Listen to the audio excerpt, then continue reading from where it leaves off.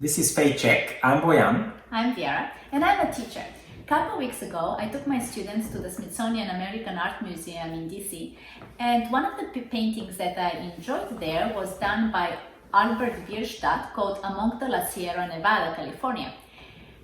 In that painting, he's depicting the American West like many of his other paintings, but when you look closer to it, besides the lake, trees, and the surrounding mountains, on the back right, you see a tall mountain peak that is not part of the real landscape, but it must come from his memories in Germany from the Alps.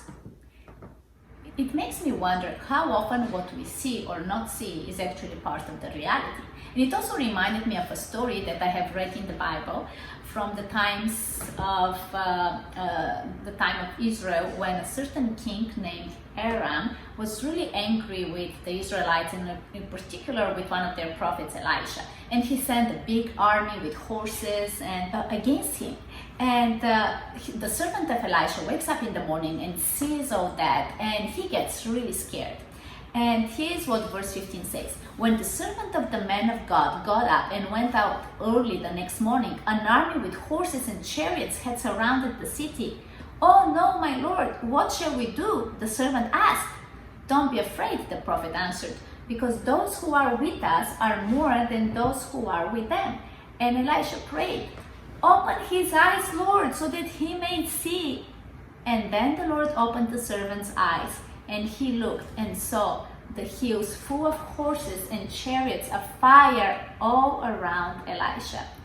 So in this life, it seems that there is more than what we see. You know, there is another story of another Bible writer who is a follower of Christ, who was writing to some of his friends who lived in Ephesus, one of the major cities. It was called the mother city economically of Asia Minor in the time of the Roman Empire. And so he warns his fellow Christian believers there with these words: "For our struggle is not against flesh and blood, but against the rulers and authorities and powers of this dark world, and against the spiritual forces of evil in the heavenly realm." What Paul was really saying is that there is more to life than what we see, just like you mentioned. There is this spiritual battle that we are often unaware of, a battle between God and evil. But some people don't really give importance to these Bible stories or Bible insights. But I think that we all have some personal experiences that do make us realize that there must be something more than the physical world we see.